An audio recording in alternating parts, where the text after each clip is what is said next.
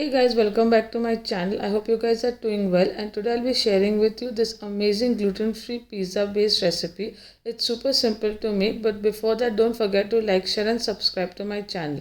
So let's get started. In a bowl I have taken some rice flour and I've taken some jawar flour. I've added my xanthan gum and I've added baking powder. Then I'm going to add my active dry yeast, my sugar, and then I'm going to add lukewarm water little by little.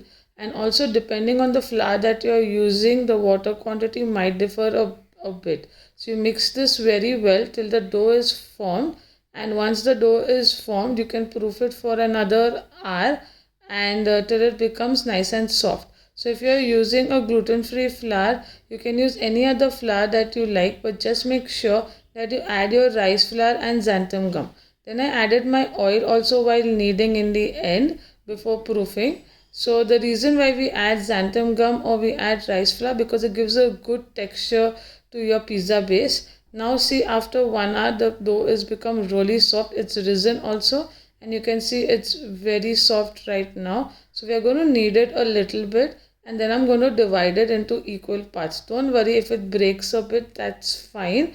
But we are going to divide it into equal parts. I've taken like 30 grams of my dough, which is divided equally. So you could say I made around 4 dough rolls, like I've divided into 4 parts. So it's been for me 30 grams, but you can increase or decrease the quantity if you like. That is up to you. Just make sure that you have divided into equal parts, or you can use this one entire dough to make a big pizza base. After that, I've taken my parchment paper. This is important so that the dough doesn't stick on the table. I've dusted some flour and then I'm going to roll it. If you can roll it into a perfect circle, that's fine, or else you can just keep rolling it and then we'll use a cutter to cut it. Make sure you keep dusting it so that the flour doesn't break. Also, if you want to try some more of my gluten-free recipes, don't forget to follow me on my Instagram channel. That's all mentioned in the description. So you see I've rolled my dough right now, and now I'm using a 8-inch round cutter, but you can use any other size that you like.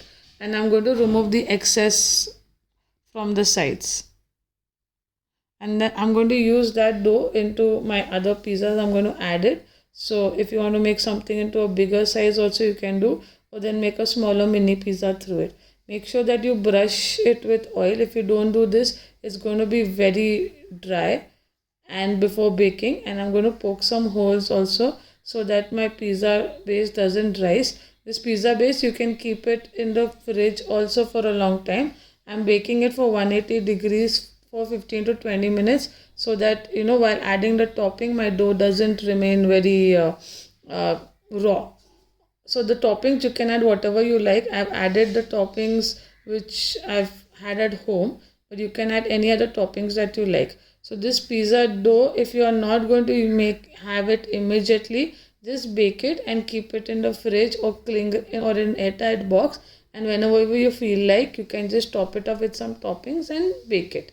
Just make sure that you bake it 10 minutes before, a little more before putting the toppings, because sometimes the dough remains raw.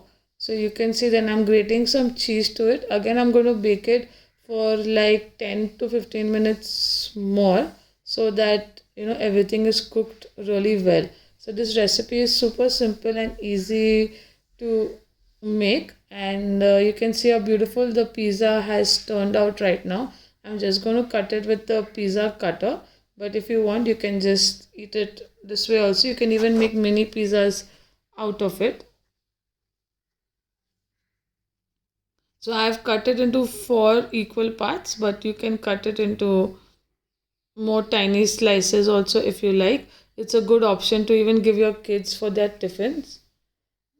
Again, the toppings you can change as per your likings. So this is a thin crust pizza. If you want to make your pizzas a little thick, you can roll the dough little more thicker. That's up to you. Hope you like this recipe and follow for more.